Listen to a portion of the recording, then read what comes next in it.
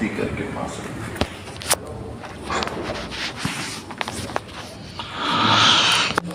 آ جاؤ، تھوڑا سا آگے آ جاؤ ماسٹر صاحب. دیکھو ایک اہم مذاکرہ اپنے کو کرنا ہے. ہمارا ماشاءاللہ وقت پورا ہو رہا ہے نا. وقت پورا ہونے کے بعد جب گھر پہ جاتے ہیں تو کچھ باتیں ایسی ہیں جو ہمیں آپ کو سمجھنی ہے اور سمجھ کر جانا ہے. یہ آپ صلی اللہ علیہ وسلم کا معمول تھا کہ جو جماعت میں جاتا تھا اس کو سمجھاتے تھے کہ جماعت میں کیسے جانا، کیا کرنا، اور جو جماعت میں سے واپس آتا اس کو سمجھاتے اب گھر پہ کیسے رہنا. اس وقت میں 3 باتیں آپ کے سامنے کروں گا. بہت اہم بات ہے، بہت اہم بات ہے. سننا، ان 3 چیزوں کی آج ہمارے معاشرے کو ضرورت ہے. آ جاؤ بیٹا آمش، آ جاؤ. چلو چھوڑ دو، سب تم کو دیکھ رہے. ٹوپی وہاں نیچے دیکھ. سمجھ میں آئی بات؟ 3 چیزوں کی ضرورت ہے، بہت دھیان سے سننا. سب سے پہلی چیز یہ ہے کہ دعوت کا کام کرتے ہوئے جتنا ہم آگے بڑھیں اتنا ہماری زندگیوں میں سادگی آنی چاہیے. کسی نے بڑی اچھی بات کی، بلکہ نبی کی حدیث ہے سادگی ایمان کا حصہ ہے. سادگی کیا ہے؟ ہاں، اس لیے اپنی زندگیوں کو سادگی پر لاؤ. سارے مسئلوں کا حل ہے سادگی. میں سچ کہہ رہا ہوں. آج جتنے پریشانی ہے وہ پریشانی کی وجہ یہ نہیں ہے کہ میری آپ کی ضرورتیں پوری نہیں ہو رہی، اس پریشانی کی وجہ یہ ہے کہ میری تمہاری خواہشات پوری نہیں ہو رہی. یہ میرا بیان کا ایک جملہ ہے کہ ضرورتیں تو فقیر کی بھی پوری ہو جاتی اور خواہشات تو بادشاہ کی بھی ادھوری رہتی. اور قرآن نے صاف منع کیا اس سے. دیکھو آپ کو یہ بات تھوڑی عجیب لگے گی لیکن میں آپ کو دلائل کے ساتھ بات کر رہا ہوں. اللہ تعالیٰ قرآن میں فرماتے یا داؤد انا جعلناک خلیفۃ فی الارض، اے داؤد ہم نے تمہیں زمین کا خلیفہ بنایا ہے. ولا تتبع الہویٰ، اے داؤد اپنی خواہشات کی اتباع مت کرنا. فَيُضِلَّكَ عَنْ سَبِيلِ اللَّهِ، اگر تو نے اپنے خواہشات کی اتباع کری تو ہم تجھے اپنے راستے سے گمراہ کر دیں گے. اب آپ بتاؤ، جو سادگی کو چھوڑ کر خواہشات کے پیچھے بھاگے گا، قرآن نے دھمکی دی وہ گمراہ ہو جائے گا. سمجھ میں آئی بات؟ دنیا میں جتنی سہولتیں تم پیدا کرو گے قیامت کے دن اتنی مشقتیں جھیلنے کے لیے تیار رہو. سمجھ میں آئی بات؟ اور جتنا آدمی سہولت میں جاتا ہے نا اتنا اس کا مزاج مجاہدے سے ہٹتا جاتا ہے. پھر وہ جماعتوں میں نہیں چل سکتا، اس کی طبیعت عجیب ہو جاتی. پھر سمجھ میں آئی بات؟ اللہ کے راستے میں نہ نکلنے والوں میں سے بہت ساروں کا عذر یہ ہے کہ ہم سے گھر نہیں چھوٹتا، ہم سے گھر کا آرام نہیں چھوٹتا، گھر کا بسترا نہیں چھوٹتا. کیوں؟ کہ انہوں نے اپنی طبیعتوں کو ایسا بنا دیا. سمجھ میں آئی بات؟ اے سی بہت اچھی چیز ہے لیکن اے سی کا ایسا عادی بن جانا کہ بغیر اے سی کی نیند ہی نہیں آتی میرے کو، تو گڑبڑ ہو جائے. پھر اس کے لیے 5 چیزیں بتاتا ہوں میں. دیکھو بہت شارٹ میں اور بہت ساری باتیں بتانی ہیں. یہ ایسی باتیں ہیں کہ ایک دن لگ جاوے، 1 گھنٹہ لگے ایک بات کو کرنے، لیکن مجھے سب سمیٹنا ہے. 5 چیزوں میں سادگی لاؤ. سب سے پہلی چیز کھانے پینے میں سادگی. کھانے پینے میں بعض مرتبہ اردو سمجھ میں نہیں آتی اس لیے انگلش بولنا پڑتا، تو آدمی کو آج کل انگلش جلدی سمجھ میں آ جاتی. جیسے میں آپ کو بولا اپنے آپ کو فلیکسیبل بناؤ، سمجھ میں آ گیا؟ کہیں بھی سیٹ ہو جاؤ، ہے نا؟ سمجھ میں آ رہی بات؟ یہی چلتا وہی چلتا، یہ نہیں چلتا وہ نہیں چلتا، نہیں. کھانے پینے میں ایسی سادگی رکھو کہ جو مل جائے اللہ کا شکر، اور نہ ملے تو صبر. مل جاوے تو شکر، نہ ملے تو ایسی اپنی زندگی بناؤ. صحابہ کی عادت تھی, صحابہ کی صفت تھی, مل گئی تو روزی, نہ ملے تو روزہ. مل گئی تو, اور نہ ملے تو چھوڑو نا, روزے کی نیت کر لو, جھنجھٹ ہی ختم ہے نا. آپ صلی اللہ علیہ وسلم کی زندگی آپ پڑھو گے, آپ کی زندگی میں یہ بات آپ کو کھل کے ملے گی. آپ کے دسترخوان پر کبھی 2 سالن جمع نہیں ہوئے. لوگ اس میں جھگڑا کرتے ہیں. سنو کیا جھگڑا کرتے ہیں معلوم؟ میٹھا کھانے سے پہلے کھانا سنت ہے کہ کھانے کے بعد کھانا سنت ہے. میں نے کہا 3 مہینے چولہے بجھانا سنت ہے, کھجور اور پانی کھا کے گزارا کرنا سنت ہے. کرو پہلے اس کو, پھر ہم بتائیں گے سنت پہلے ہے کہ بعد میں. اب بتاؤ, ارے جس گھر میں 2 ٹائم کی روٹی نہیں ملتی تھی, ہاں, جس گھر میں 3 مہینے تک چولہا نہیں جلتا تھا, وہاں میٹھے کا جھگڑا ہوتا ہوگا. اب سوچو تو صحیح یار. حضرت عمر رضی اللہ تعالیٰ عنہ اپنے بیٹے عبداللہ ابن عمر رضی اللہ تعالیٰ کے گھر گئے, اور حضرت عمر کے بیٹے عبداللہ نے اپنے باپ کی ضیافت کی, دسترخوان بچھایا ہے نا, سالن رکھا, تو حضرت عمر رضی اللہ تعالیٰ سالن پر بیٹھ کر رو دیے, دسترخوان پہ بیٹھ کر رو دیے. بیٹے نے پوچھا ابا رونے کی کیا بات ہے؟ فتوحات کا زمانہ ہے اس لیے دسترخوان تھوڑا وسیع ہو گیا. حضرت عمر رضی اللہ تعالیٰ کا بیٹا, میں نے نبی کا زمانہ دیکھا ہے اور نبی کا دسترخوان دیکھا ہے, میں اس دسترخوان کو نبی کے دسترخوان سے مشابہ نہیں پاتا, مجھے اس دسترخوان میں خیر نظر نہیں آتی. کر کے اٹھ کے کھڑے ہو گئے, نہیں کھایا. بولو, سوچنے کی بات ہے. اور وہ میرے تمہارے گھر کا دسترخوان دیکھتے تو کیا کرتے ہو؟ جہاں پر سلاد بھی سجایا جاتا ہے, کیا ہوتا ہے بولو؟ ککڑی اور ٹماٹر. عورتیں پلیٹ میں کیا کرتی ہے؟ مہمان آتا ہے تو سجا کے دیتی ہے. میں عورتوں کے بیان میں کہتا ہوں, ہمارے گھروں میں دسترخوان بچھایا نہیں جاتا, دسترخوان سجایا جاتا ہے. یہ سب تکلفات سے نکلو. سمجھ میں آئی بات؟ کھانے پینے میں کیا کرو؟ سادگی لاؤ. سادگی کا مطلب کنجوسی بھی نہیں ہے. دیکھو تم یہاں سے جا کے گھر والوں کو بولو مول صاحب نے کیا سادگی, اب نا اٹھواڑیا میں ایک کج وقت گوس آؤ سے ہے, تو میرے کو بدنام مت کریو گھر میں جا کے, میں تم کو نہیں بول رہا ہوں. سادگی کا مطلب یہ کہ ہر آدمی اپنے لیول سے ایک لیول نیچے اترے, اس کو کہتے سادگی. ورنہ ایک بات یہ بھی کہہ دوں آپ کو ساتھ میں, اللہ کے نبی نے فرمایا کہ جس کو اللہ نے نعمت دی ہے اس کو چاہیے کہ وہ اپنی اللہ کی دی ہوئی نعمت کا اظہار کرے. اگر اس نے اللہ کی دی ہوئی نعمت کا اظہار نہیں کیا تو وہ بھی ناشکری میں داخل ہے. کیا مطلب؟ اللہ نے مال دیا ہے تو اچھا کھاؤ, اچھے پہنو, کوئی منع تھوڑی کرتا, لیکن اسراف مت کرو. سمجھ میں آئی بات؟ ہاں ٹھیک ہے انشاءاللہ. تو کھانے پینے میں کیا؟ دوسرا, لباس میں سادگی. لباس میں کیا؟ ہاں, جتنی ضرورت کے اتنے کپڑے سلاؤ. سال میں 2 جوڑی سلاتے 2 سلاؤ, 3 تو 3 ہی. پھر یہ نہیں کہ جو اچھا لگے لے لو, ہے نا. یہ تو میں عورتوں کو کہتا ہوں, آپ لوگوں کو نہیں کہتا ہوں. عورتیں کہتی ہیں میرے پاس ایک بھی ڈھنگ کا کپڑا نہیں, اور کباڑ میں رکھنے کے لیے ایک کپڑے کی بھی جگہ نہیں. میں کہا یا اللہ یہ کیسا مسئلہ سالا, میرے پاس تو کوئی کپڑے ہی نہیں ہے. کیا بولیں گے پہلے؟ میرے پاس تو کوئی کپڑے ہی نہیں ہے, اور پھر کباڑ کھول کے دیکھیں گے تو ایک کپڑا رکھنے کی جگہ بھی نہیں ہے, تو پھر اندر کیا ہے؟ ایسا اپنی عادت نہیں بنانا کہ یہ بھی, اور یہ اچھا والا شرٹ سستا مل گیا تو یہ بھی لے لیا, وہ بھی لے لیا, وہ بھی لے لیا. نہیں. اللہ کے نبی کی زندگی یہ تھی کہ اللہ کے نبی کا کبھی کوئی کپڑا طے ہو کر رکھا نہیں گیا. ایک عورت نے ایک چادر بھیجی, دوسری چادر بھیجنے میں دیر ہو گئی.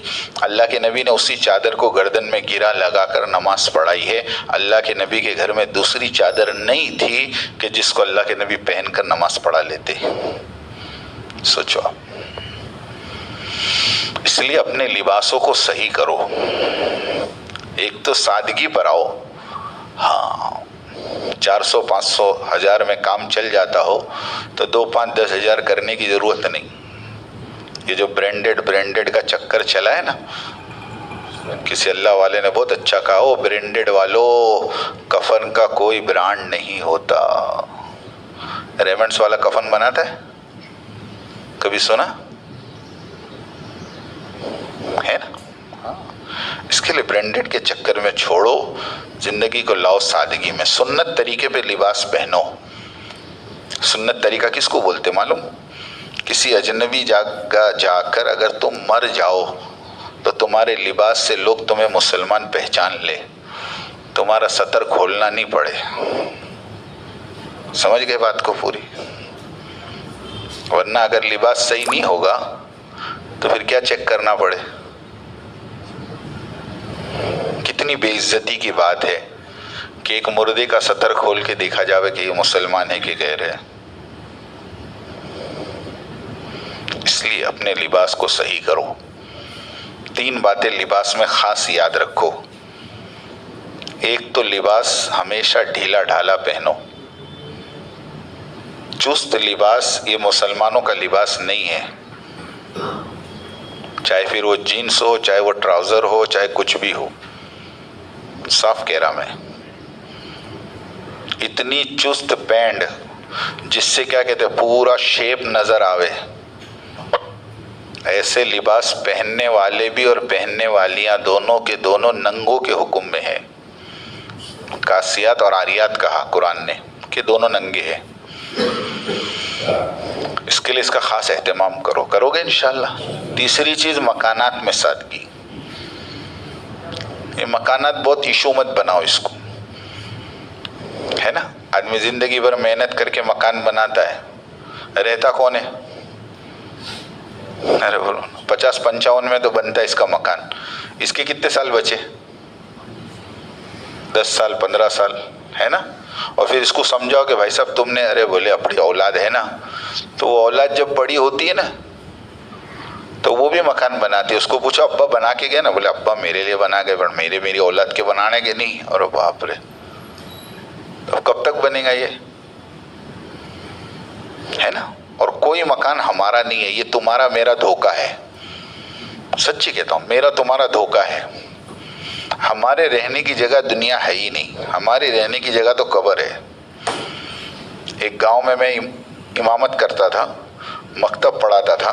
اس گاؤں کے اندر کل بالغ مردوں کی تعداد 90 پر 1 تھی، 91۔ کتنے تھے؟ 91۔ ایک مرتبہ میں نے گاؤں میں ہی بیان میں پوچھا، میں کہا ہمارا گھر گاؤں میں ہے کہ قبرستان میں ہے بتاؤ؟ تو بولے گاؤں میں ہے۔ میں کہا نہیں، جھوٹے ہو تم، ہم لوگ کا گھر تو قبرستان میں۔ بولے کیسے؟ میں نے کہا تمہارے گاؤں میں 90 آدمی رہتے ہیں اور ہر سال 4-5 کم سے کم دفن ہوتے ہیں۔ 50 سال سے اپنے گاؤں کا قبرستان ہے، گاؤں میں قبرستان میں 250 آدمی ہے اور گاؤں میں 90 ہے، تو گاؤں سے زیادہ کتنے ہوئے؟ اور جو مکان تم آج تمہارا کہہ رہے ہو نا، کچھ سالوں کے بعد یہ مکان کس کا ہو جائے گا؟ کل ہی کسی نے اچھا میسج بھیجا، کسی مکان پر مالکانہ حق 100 سال سے زیادہ وہ مکان بھی برداشت نہیں کرتا۔ نہیں سمجھے میری بات؟ اور ایک اور عجیب جملہ کسی نے کہا کہ جس بچے کا نام لکھانے کے لیے تم نگر پالیکا میں اور پنچایت میں جا کر نام لکھاتے ہو، وہی بچہ بڑا ہو کر تمہارا نام کم کرانے کے لیے نگر پالیکا میں جائے گا۔ یہ ہے دنیا کی حقیقت۔ جس کا نام تم کیا کرواتے ہو؟ ہاں کہ راشن કાર્ડ માં નામ ઉમેરવાનું છે, કોનું? કે મારો છોકરો આવ્યો, એ છોકરો મોટો થઈને તમારું નામ કમી કરાવશે નગરપાલિકામાં જઈને કે આ બાવા ગયા, હવે એનું નામ કાઢો। ये धोखे से निकलो। जो अल्लाह ने दिया है उस पर शुक्र करो। मैं भी कहता हूँ अपना घर होना चाहिए, है ना, लेकिन उसको इतना बड़ा इशू नहीं बनाना कि आदमी 24 घंटा उसी के टेंशन में, अपने तो यार किराए के मकान में रहते, अपना तो खुद का भी मकान नहीं है ना। तो हदीस में अल्लाह ने कहा कुन फिद दुनिया का अन्नका गरीबन व आबिर, तुम दुनिया में ऐसे रहो जैसे मुसाफिर रहता है कि नहीं। तो उसको बहुत इशू नहीं बनाने का। अल्लाह ने दिया है तो खरीद लेने का, अल्लाह ने दिया है तो बना लेने का। लेकिन मकान में भी 3 दर्जे, सुनो। एक तो रिहाइश, ایک آسائش اور ایک آرائش۔ رہائش کہتے رہنے کی جگہ کو، آسائش کہتے تھوڑی سی آسانیاں پیدا کر لینے کو، آرائش کہتے تھوڑی آرام کی چیزیں بسا لینے کو۔ نیچے نہیں سو سکتے، پلنگ خرید لیا، گرمی بہت لگتی پنکھا لگا لیا، آج کے زمانے میں اے سی لگا لیا، کوئی بات نہیں۔ آسائش، آرائش اور رہائش، یہ 3 درجے تو جائز ہیں، لیکن اس کے بعد جو چوتھا درجہ ہے نا وہ ہے نمائش، دکھلاوا۔ قسم خدا کی وہ حرام ہے۔ سمجھ میں بات؟ گاؤں میں ایک نے 50 لاکھ کا بنایا، اس نے 50 نو بنائے، وہ اپنے 75 نو بنائے نے دکھڑاؤں نہیں سمجھ۔ ہم کتنے کا بنائیں گے ابھی؟ وہ 75 کا بنا تو اپنے کروڑ کا کھڑا کرتے، اپنے بھی بڑے باپ کی اولاد ہے، کون سی اولاد ہے؟ ہاں، یہ نہیں ہونا چاہیے جذبہ، ٹھیک ہے انشاءاللہ۔ چوتھی چیز کون سی؟ سواری۔ کون سی بولو؟ ہاں، کھانا، لباس، مکان، سواری۔ سواری ضرورت کی چیز ہے۔ صحابہ کے زمانے میں لوگ اونٹ رکھتے تھے، خچر رکھتے تھے، گدھے رکھتے تھے، گھوڑے رکھتے تھے، اس زمانے کی وہ سواریاں تھیں۔ آج کے زمانے کی 2 ویلر ہے، 4 ویلر ہے، ضرورت کی چیز ہے، رکھنی چاہیے، لیکن ضرورت کے درجے میں۔ اس کو کیسے سمجھائیں گے؟ 2 پہیے سے کام چل جاتا ہو تو 4 پہیے کے چکر میں مت پڑو۔ 1 سے کام چل جاتا ہو تو ہاں، جو اپنے پاس گاڑی ہے وہ ہماری ضرورت پوری کر رہی ہے تو زبردستی دیکھا دیکھی نئے چکر میں مت پڑو، ہے نا۔ بعض لوگ اسٹیٹس بناتے ہیں کہ جو بھی نیا ماڈل آوے نا پہلا اپنے لانے کا، چاہے 10,000 آن دینی پڑے کہ 20,000 دینی پڑے، پر اپنے کو لینے کا۔ کولر بھی ہے نا مول صاحب اپنی چوائس کا جو ہے، بولو یہ اسٹیٹس بن گیا آج۔ اللہ کے نبی نے اس سے منع کیا۔ آپ کہو کیسے؟ اللہ کے نبی نے کہا جانوروں کا شوق مت رکھو، مطلب سواریوں کا شوق نہیں رکھو، ضرورت کے درجے میں سواری استعمال کر لو۔ اور 5ویں چیز جس میں سادگی لانی ہے وہ شادی بیاہ ہے نا۔ حضرت فرما رہے تھے امت کے پاس کتنا مال ہے دیکھنا ہو نا تو اس کی شادیاں دیکھو، پتہ چل جائے گا کتنا ہے۔ سارا کا سارا چھلکتا ہے، کیا ہوتا ہے؟ اچھلتا ہے۔ ایک آدمی نے بہت دھوم دھام سے شادی کی، میں کہا اتنی مہنگی شادی؟ تو بولے کیا کرے، کباٹ کا دروازہ بند نہیں ہوتا تھا کہ بہت زیادہ ہو گیا تھا۔ اچھا تیری تو، اب بتاؤ، اب اتنا ہو جاوے کباٹ کے دروازے بند نہیں ہوئے، ڈرا بند نہیں ہوئے تو کیا کرنا پڑے پھر؟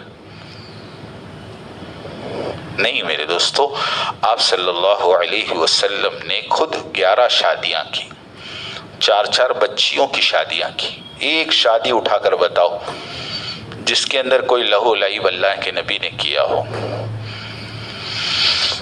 جیسے کھانا ضروری ہے، پانی ضروری ہے، بیت الخلاء میں جانا ضروری ہے، ایسے نکاح ضروری ہے، اور کوئی حیثیت نہیں ہے اس کی۔ نہیں سمجھے آپ؟ ایک آدمی کو بھوک لگی تو کیا کرے گا؟ چپ چاپ لاری پہ جا کر، جماعت میں کیا کرتے ہیں، اثر بعد بھوک لگی تو چلنے بیٹا جا چکر مار کے آتے۔ امی صاحب میں آ رہا، ایسا نہیں بولتا ناشتہ کرنے جا رہا ہے نا۔ اپنے دوست کو لیا چپ چاپ، وہاں بن اچھے ملتے، بولے چپلی کباب اچھی ملتی، چپ چاپ کھا کے آ جاتا۔ بھوک لگی تو، پیاس لگے تو بولو پانی پی لیتا، ہے نا۔ اور بیت الخلاء میں جانا ہو تو چپ چاپ کوئی ہنگامہ کرتا، اور شادی بیاہ کرنا ہو تو ارے باپ رے باپ، 6 مہینے پہلے سے، سال پہلے سے تو تیاریاں ہوتی، جبکہ اللہ کے نبی نے کہا بالکل ایسا ہی ہے۔ ایک بات بتاؤں گا، لوگوں کو اعتراض ہوگا کیونکہ بات تو پوری دنیا سنتی ہے، لیکن ان لوگوں کو اعتراض ہوتا ہے۔ میں کہتا ہوں اللہ کے نبی نے کسی صحابی کا نکاح پڑھایا ہو، مجھے ثابت کر کے بتاؤ، بولو ایک بھی صحابی کا نکاح پڑھانا ثابت؟ حضرت کے پاس دبئی کا شیخ آیا، اس نے کہا حضرت میرے بچے کا نکاح ہے، میں چاہتا ہوں آپ دبئی آ کر پڑھو، اور آپ اپنے ساتھ 30 آدمی لے لو، جماعت بنا لو اپنی، آنے جانے کا سارا خرچ میرا، وہاں رہنے کا خرچ میرا، صرف آپ نکاح پڑھانے آؤ۔ حضرت نے کہا جتنا خرچ کرنے کی تو نے میرے اوپر اور میرے قافلے پہ نیت کی ہے، اتنا خرچہ جمع کر کے غریب بچیوں کی شادی کرا دے، اس سے زیادہ میں خوش ہو جاؤں گا دبئی آنے کے بجائے، اور میں یہاں دعا کروں گا تیرے بچے کے لیے۔ اس نے کہا پکا کہ ہاں پکا۔ اس نے جا کر سارا پیسہ بچیوں کی شادیوں پہ لگایا اور خط لکھا کہ آپ کے اور آپ کے قافلے پہ جو خرچ کرنا تھا اس خرچے سے میں نے یہاں پر 30 غریب بچیوں کی شادی کروائی۔ بتاؤ، ہاں یہاں تو افریقہ بلایا جا رہا، کائی کے لے کے حضرت نکاح پڑھانے جا رہے۔ میں کہا کون سی سیرت میں ثابت ہے مجھے بتاؤ؟ ہے ہی نہیں۔ جیسے تم بیت الخلاء میں جاتے ہو، جیسے کھانا کھاتے ہو، ایسے بس چلتے چلتے صحابہ نکاح کر لیتے تھے، چلتے چلتے۔ ایک جنگ میں نکاح ہوا، کہاں نکاح ہوا؟ جنگ میں۔ اور واپسی میں جب اسی جگہ پہنچے تو انہوں نے کہا کہ میرا ارادہ رخصتی کا ہے، تو جو دلہن تھی اس نے کہا کہ مدینہ چل کے رخصتی کر لے۔ کہا نہیں، میرے کو نہیں لگتا کہ میں کل جنگ میں بچ پاؤں گا۔ لو، یوں بھی بول رہے۔ اب جو دلہن تھی وہ بھی بیچاری مان گئی، وہ بھی صحابیہ تھی۔ رات کو خیمے میں رات گزاری، صبح میں رومیوں نے حملہ کیا، یہ جا کر لڑے، شہید ہو گئے۔ اور دلہن نے اسی خیمے کا کھوٹا گاڑا اور اس سے کئی کافروں کو قتل کیا۔ اتنا آسان تھا۔ اور یہ اصول ہے، اگر آپ لکھ سکو تو لکھ لو، اپنے دماغ میں بٹھا لو۔ یہ اصول ہے کہ نکاح آسان ہوگا تو زنا مشکل ہوگا، اور نکاح کو تم مشکل کرو گے تو زنا آسان ہو جائے گا۔ نکاح کو مشکل کرو گے تو ہاں، آج کہتے ہیں نا ارینج میرج کرو تو بولے 5 لاکھ، اور لے کے بھاگو تو 500 روپے میں، بولے فائدہ، جاگو گراہک جاگو۔ لو اب بتاؤ، جاگو گراہک جاگو، اب بولو کیا بولیں گے اب ان کو؟ یہ کیا کس نے؟ میں نے اور آپ نہیں کیے نا، کہ نہیں؟ بولو۔ ایک صاحب کے یہاں بہت بڑی شادی ہو رہی تھی، میں نے کہا آپ اتنے دیندار آدمی اتنی بڑی شادی کیوں کرتے ہو؟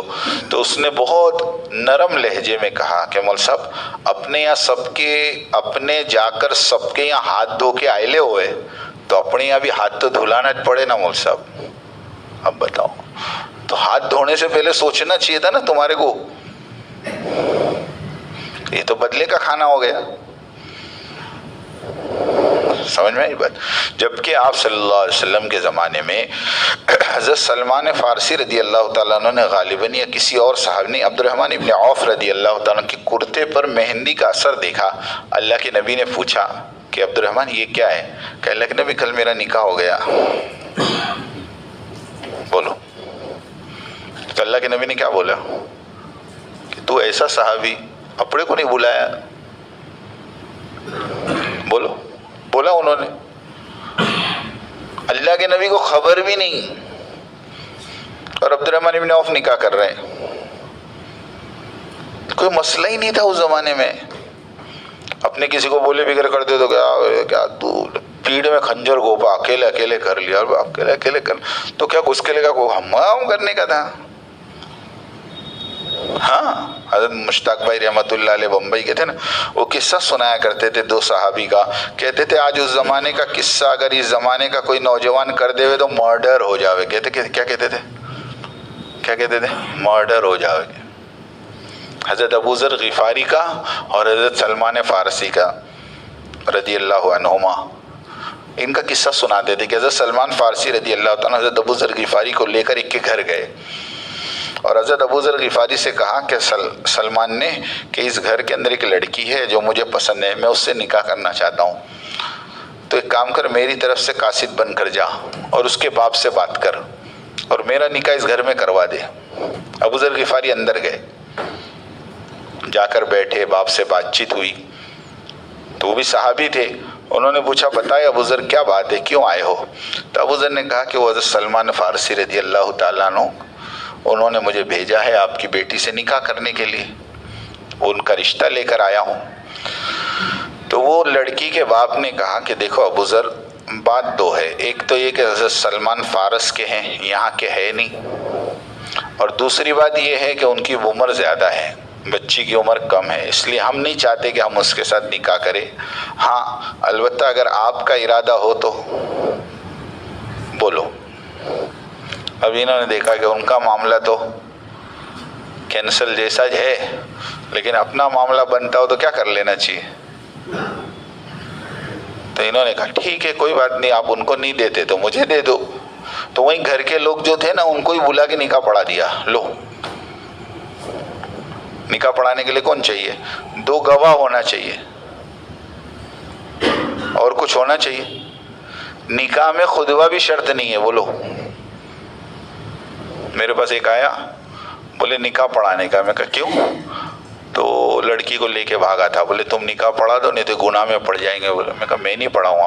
بولے دیکھو تم نہیں پڑھائیں گے تو تم کو بھی گناہ آئے گا، تو میرے کو کا گناہ آئے گا؟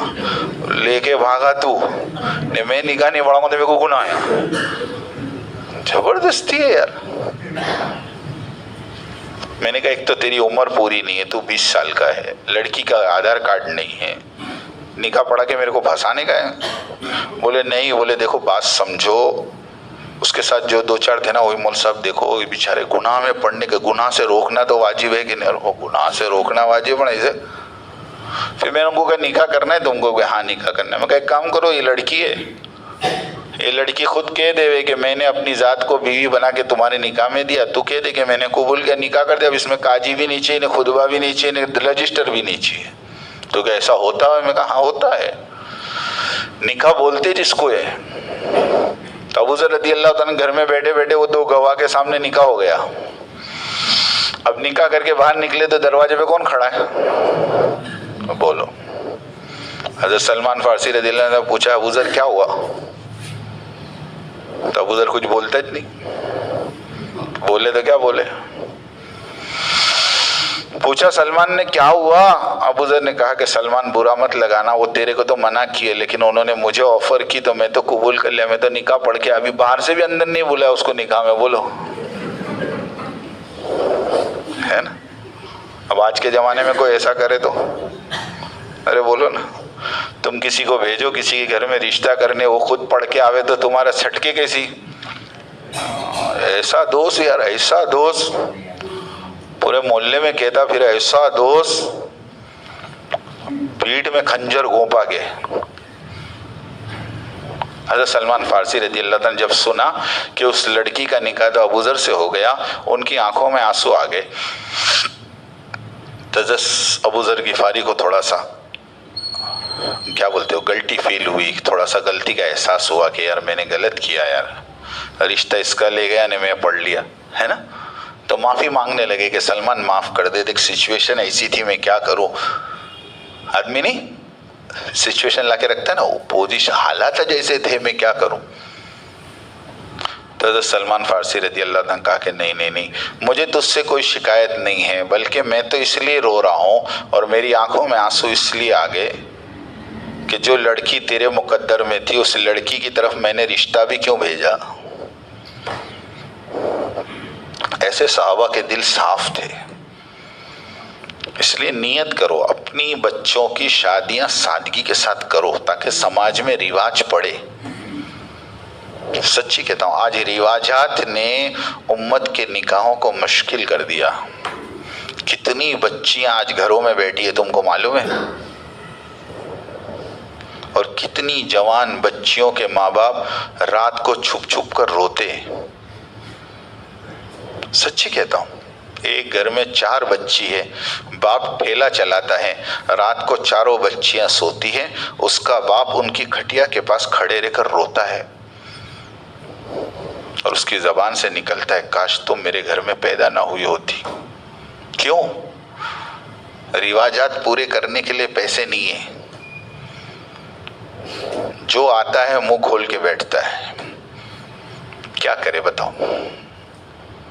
ایک کو دے تو باقی 3 کو بھی دینا پڑے، نہیں تو مسئلہ ہو جاوے خاندان میں۔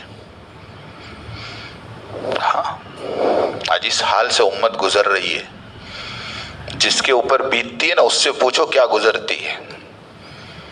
2-3 بچیاں ہو جاوے نا گھر میں تو آدمی کی راتوں کی نیند اڑ جاتی ہے. ہاں کسی نے بڑی اچھی ایک مجھے ویڈیو بھیجی، بہت اچھی بات تھی. وہ لڑکے والے رشتہ لے کر آتے ہیں تو لڑکے والے یوں کہتے ہیں کہ ہمارے یہاں تو لڑکوں کو بہت دینے کا رواج ہے، مانگنے کا طریقہ ایسا ہوتا ہے، ہمارے یہاں تو لڑکوں کو بہت دینے کا رواج ہے. تو لڑکی کا کوئی ریلیشن میں یا کوئی بھائی ہوتا ہے، وہ ایک جملہ خالی کہتا ہے کہ نہیں، دینے سے پہلے دیکھنا پڑتا ہے کہ لینے والا بھی مستحق ہے کہ نہیں. کیا کہا؟ دینے سے پہلے دیکھنا پڑتا ہے کہ لینے والا بھی، ہاں ورنہ ہر سگنل پہ لوگ کھڑے لینے والے. کچھ لوگ گھر گھر جا کے مانگتے ہیں، کچھ لوگ اس طرح مہذب لباس میں مانگتے ہیں. اس کو ختم کرو، کرو گے انشاءاللہ. ہاں یہ بارات یہ اسلامی طریقہ ہے ہی نہیں. حضرت کہتے ہیں یہ کتنی بڑی بے وقوفی ہے کہ ایک لڑکا اپنی بیوی کو لینے جاوے اور محلے سے 200 آدمی کو تیار کرے، چلو میری عورت کو لینے جانے کا. 2 دن کے بعد جاوے پھر لینے جاوے 15 کو لے کے.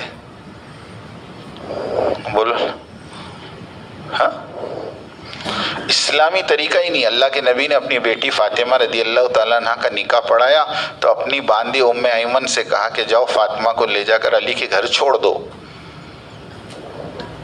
عشاء سے پہلے حضرت علی کے گھر لے جا کے چھوڑ دیا، اور عشاء کی نماز پڑھا کر اللہ کے نبی خود گئے حضرت علی کے گھر اور ایک پانی منگایا اور اس پہ پڑھ کر دم کیا اور پانی چھڑکا حضرت فاطمہ پر اور حضرت علی پر اور برکت کی دعا دے کے گھر آ گئے. ہو گئے رخصتی، ہے نا. نہ کوئی لگژری آئی ہے نا، نہ کوئی ارٹیگا آئی، کیا بولتے، نہ پھول لگا، نہ صحرا پہنا. حضرت علی نے کیا کیا بتاؤ؟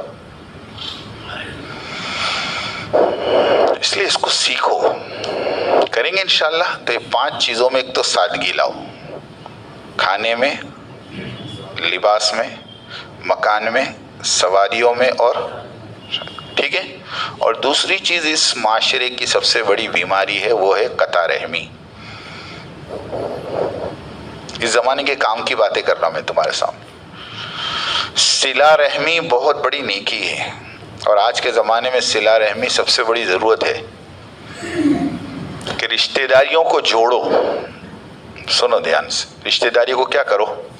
چھوٹی چھوٹی باتوں پہ ہم رشتے توڑ کے بیٹھ جاتے ہیں، چھوٹی چھوٹی باتوں پہ. کئی ٹائم ہو گیا بھائیوں سے بات بند ہے، کئی ٹائم ہو گیا چچاؤں سے بات بند ہے، ماماؤں سے بات بند ہے نا. عورتوں میں دیکھو ذرا سی بات پر،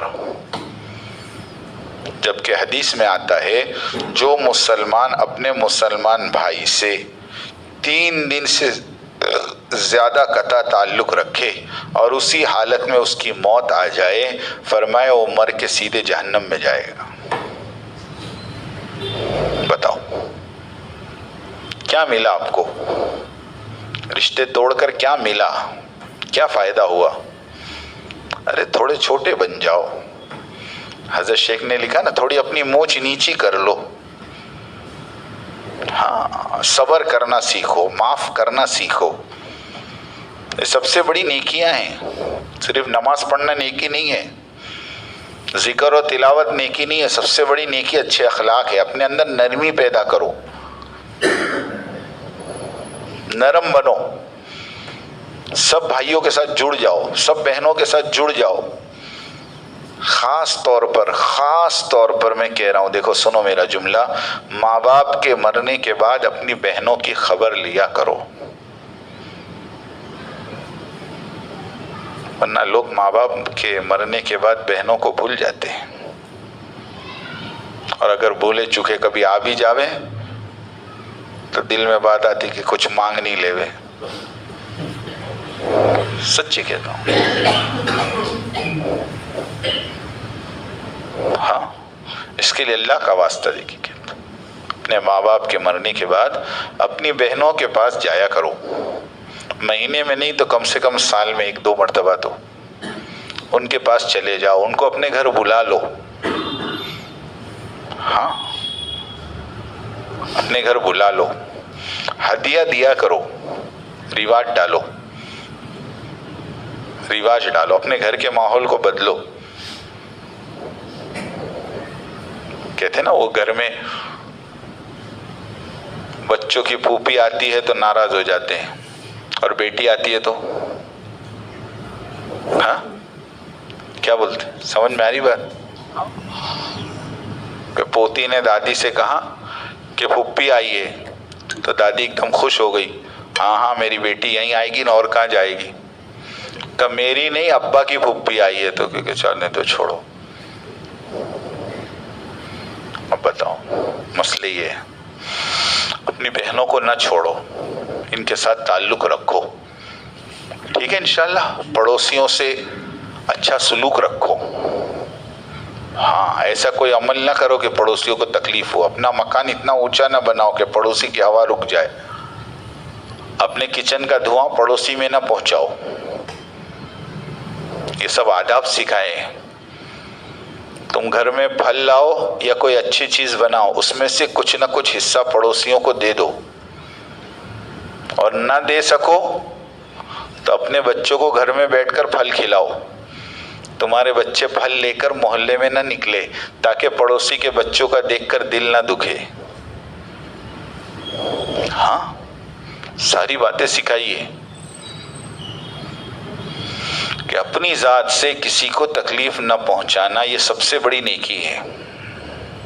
بلکہ ایک آگے کی بات بتاؤں، شاید آپ نے سنا بھی ہو نہ سنا ہو، کسی اللہ والے کی زبان کا جملہ ہے، بہت عجیب جملہ ہے کہ تمہارے گھر میں اگر کوئی بچہ یتیم ہو، سمجھنے ہے بات؟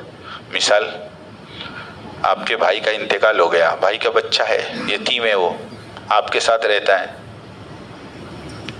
تو اس یتیم بھانجے اور بھانجیوں اور بھتیجے اور بھتیجیوں کے سامنے اپنے بچوں کو پیار نہ کرو، ورنہ ان کو ان کے ماں باپ یاد آئیں گے. یہ بھی تکلیف پہنچانے میں داخل ہے. سمجھ میں آئی بات؟ اور جہاں کسی گھر میں ایسے یتیم بچے ہو اور اپنے بچوں کے لیے کوئی چیز لاؤ تو ان یتیموں کے لیے بھی ضرور لاؤ، ضرور لاؤ. بہت بڑا گناہ ہے یہ. بلکہ کہیں پر تو میں نے یہ لکھا ہوا دیکھا کہ اگر تمہاری بہن بیوہ ہو گئی ہے یا طلاق ہو گئی ہے اور وہ گھر آ گئی ہے یا تمہارے ساتھ رہتی ہے، تو ایسی بیوہ بہن کے سامنے، طلاق والی بہن کے سامنے اپنی بیوی کو پیار مت کرو. ہو سکتا ہے اس کو اپنا شوہر یاد آوے. جس شریعت میں اتنا اہتمام کیا ہو، اس شریعت میں کتنا اہتمام ہوگا رشتہ داروں کا، سوچو آپ. اس لیے اپنے رشتہ داروں کے ساتھ تعلق رکھو، ورنہ اس حال میں موت آ گئی بہت بڑا مسئلہ کھڑا ہو جائے گا. ایک آدمی کسی جگہ سفر میں گیا، اس کے پاس 10,000 دینار تھے. 1 دینار بولے تو پاؤ تولہ سونا، 10,000 دینار بولے تو 2,500 تولہ سونا ہوا. 2,500 تولہ سونا کا کتنا قیمت ہوئی؟ 50,000 روپے تولہ پکڑو تو 2,500 تولہ کا کتنا ہوا؟ 10 کروڑ کے اوپر بنتی ہے رقم. اتنی بڑی رقم اس کے پاس تھی. وہ جانے کا تھا سفر میں. اس زمانے میں لاکر تو تھے نہیں، کباڑ تو تھے نہیں. اس نے ایک آدمی کے پاس امانت رکھوائی کہ یہ میرے پیسے آپ کے پاس رکھو، میں ذرا سفر میں جا رہا ہوں، آنے کے بعد لے لوں گا. اور وہ کروڑوں روپے ان کے پاس رکھ کر وہ سفر میں چلا گیا. سفر میں چلا گیا. جب سفر سے واپس آیا تو اس کا انتقال ہو گیا، جس کے پاس اس نے رقم رکھوائی تھی. سمجھ میں آئی بات؟ اب یہ پریشان. چھوٹی موٹی رقم تو تھی نہیں. 10 کروڑ روپے کس کو کہتے ہیں؟ اس نے علماء عرب سے مشورہ کیا کہ میں کیا کرنا چاہیے، میری اتنی بڑی رقم ایک کے پاس پھنسی ہے اور وہ آدمی مر گیا ہے، اور اس کی اولاد کو میں نے کہا کہ بھائی میرے پیسے، تو اولاد کہتی کہ ہمارے باپ نے ہمیں کچھ بتایا ہی نہیں. کون سے پیسے؟ کوئی چیز بتایا ہوتا تو ہمیں پتہ چلتا. بہت پریشان. تو علماء عرب نے مشورہ دیا کہ یہ آدمی بڑا نیک تھا، امانت دار تھا، اور مرنے کے بعد نیک لوگوں کی روحیں زمزم کے کنویں پر جمع ہوتی ہے تو کنویں پر جا کر آواز دے. اس نے 3 دن تک روزانہ جا کر آواز دی، کوئی جواب نہیں آیا. پھر وہ علماء عرب کے پاس گیا اور جا کر کہا کہ حضرت میں 3 دن سے جا رہا ہوں، کوئی جواب نہیں آ رہا. تو سارے علماء نے کہا انا للہ و انا الیہ راجعون، ہم تو اس کو بڑا نیک سمجھتے تھے. اب ایک کام کر، تو ایک برہوت کے کنویں کے پاس جا، وہاں پر کافر اور فاسقوں کی روحیں جمع ہوتی ہے. یہ وہاں گیا اور اس نے جا کر اس کا نام لے کر آواز دی. پہلی مرتبہ میں اندر سے جواب آیا کہ تو فکر مت کر، میں نے تیری رقم حفاظت کے ساتھ رکھی ہے، اور میرے گھر کے جو پیچھے کا حصہ ہے وہاں پر ایک مرتبان گڑا ہوا ہے، ایک پتھر ہے، پتھر کے نیچے مرتبان ہے. میری اولاد کو کہنا وہ پتھر ہٹا کر وہ مرتبان نکالے، اس کے اندر تیرے 10,000 دینار ہے. اس نے وہیں پوچھا کہ تم تو بڑے نیک آدمی تھے، تمہیں تو زمزم کے کنویں پہ ہونا چاہیے تھا، تم برہوت کے کنویں پہ کیسے پہنچ گئے؟ اس نے کہا کہ کیا کروں، جب میرا انتقال ہوا تو میری اپنی پھوپھی سے بات چیت بند تھی اور اسی حالت میں میری موت آ گئی. میں ابھی تک اس عذاب میں گرفتار ہوں. بتائیے آپ. اس لیے رشتہ داریاں نہ توڑو، جس کا جو حق ہے دے دو، جس کا جو حق ہے وہ دے دو. چاچاؤں کا حق ہے دے دو، ماموں کا حق ہے دے دو، بھائیوں کا حق ہے دے دو، بہنوں کا حق ہے دے دو. میرے بھائی دنیا میں تھوڑا کم لے لو، آخرت کے وبال سے آسان ہے، ورنہ آخرت میں بہت بڑا وبال ہے. ایک بالش زمین کا ٹکڑا اگر تم نے کسی کا دبایا، چاہے وہ تمہاری بہن ہو، چاہے وہ تمہارے چچا ہو، چاہے وہ تمہارے ماما ہو، کوئی بھی ہو، اس کی زمین ایک بالش تم نے دبائی، وہ ایک بالش زمین 7 زمینوں تک کا توق بنا کر کل قیامت کے دن اس کے گلے میں ڈالا جائے گا، اور اس کو گرم کر کے اس کو تاپا جائے گا، داغ دیے جائیں گے. اس لیے اللہ کا واسطہ دے کے کہتا ہوں، اللہ کا واسطہ، موت سے پہلے پہلے ہر ایک کا حساب کتاب کلیئر کر دو. بلکہ آج کے زمانے کے حساب سے میرا ایک سجیشن ہے، میری ایک رائے ہے، اپنا حساب کتاب کسی کاغذ پر لکھ کر مرو، کسی کو بھاگیدار بنا کے مرو. سچی کہتا ہوں، آج چلتے چلتے لوگ مر جاتے، پتہ ہی نہیں کس کو دینا، کس کو لینا، کیا کرنا کیا کرنا. ایک آدمی کا انتقال ہوا، اس کے پاس لاکھوں روپے کی پراپرٹی تھی، لیکن مرنے کے بعد ایک چیز بھی نہیں ملی. اس کی بیوی کو پوچھا تھا کہ آج تک مجھے کبھی نہیں بتائیں گے ان کے پاس کیا ہے. اس کی اولاد کو پوچھا تھا کہ ہم کو بھی کبھی نہیں بتایا کہ کس نے کہاں خریدا، کیا رکھا. آخر میں ہمارے ایک بہت خاص دوست تھے، وہ دلی کے اندر جو انکم ٹیکس آفیسر تھا نا، اس سے کانٹیکٹ کیا تھا. انکم ٹیکس آفیسر نے کہا کہ اس کا آدھار کارڈ اور پین کارڈ بھیج، پورے ہندوستان میں کہاں اس کے نام کی پراپرٹی یہاں بیٹھے بیٹھے بتاؤں. تو آدھار کارڈ اور پین کارڈ بھجوایا. تو وہاں سے آفیسر نے کہا یہ آدمی اتنا ہوشیار ہے کہ آج تک اس نے اپنے نام سے کوئی پراپرٹی خریدی نہیں ہے. بتاؤ.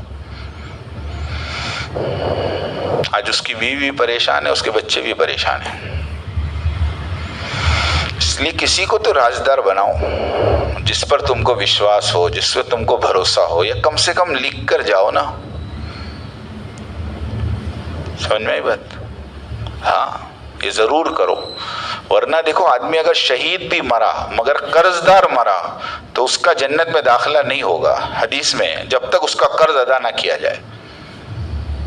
آدمی کی روح لٹکی رہتی ہے جنت اور جہنم کے بیچ میں.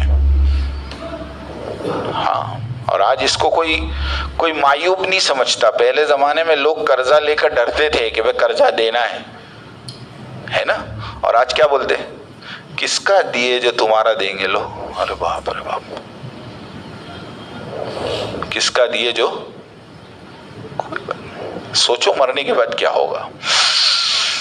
اس کے لیے ایک تو اپنے معاملات کو صاف رکھو، دوسرا قطع تعلق سے بچو، صلہ رحمی کرو، اور آخری چیز میرے دوستو عزیزو، آخری چیز یہ ہے کہ اللہ پاک نے اس کام کے ساتھ نسبت دی ہے.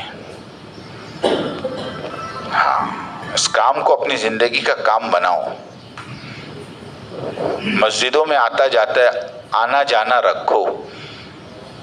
میں سچ کہتا ہوں 4 مہینے لگانا اصل نہیں ہے. تم 4 سال لگا کر بھی اگر مسجد سے تعلق توڑ دو گے تو تمہارا کوئی کام نہیں 4 سال کا. جو 5 اعمال انشاءاللہ میں اثر بعد بتاؤں گا آپ کو، لیکن ان 5 اعمال کی بنیاد میں بتا رہا ہوں. اپنے آپ کو مسجد سے جوڑو یار،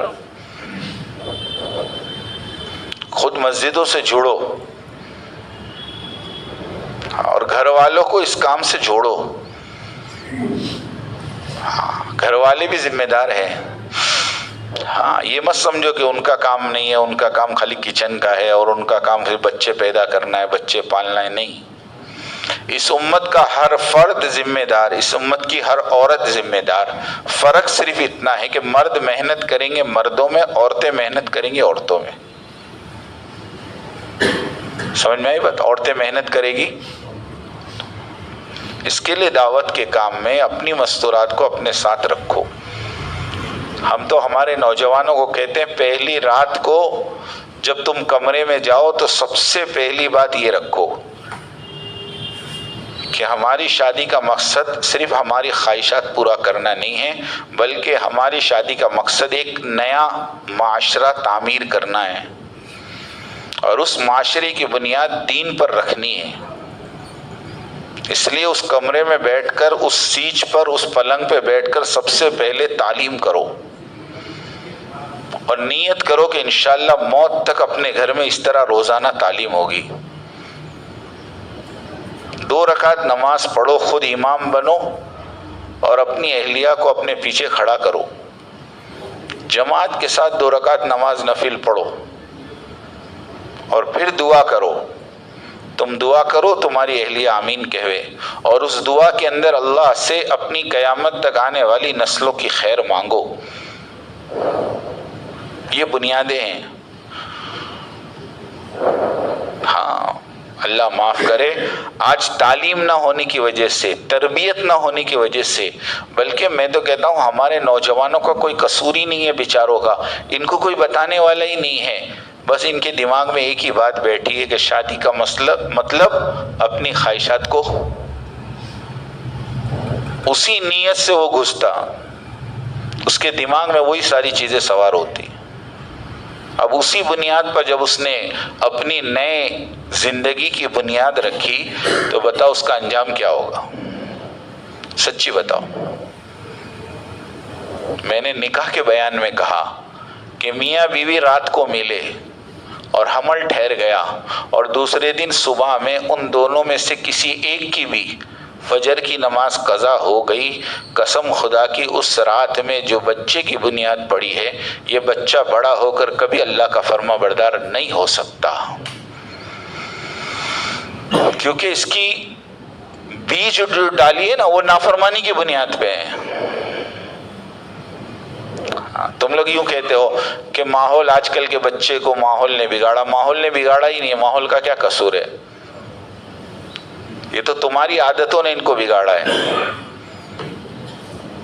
حضرت شیخ زکریا رحمۃ اللہ علیہ لکھتے ہیں اپنی کتاب میں کہ ہم لوگ چھوٹے چھوٹے تھے تو ہمارے گھر، ہمارے محلے میں کبھی گانا بجانا آ جاتا تھا تو ہم لوگ اپنے کانوں میں انگلیاں ڈال دیتے اور آنکھیں بند کر لیتے اور ہم اپنے امی ابا سے پوچھتے، ابا ابا شیطان گیا، شیطان گیا، شیطان گیا.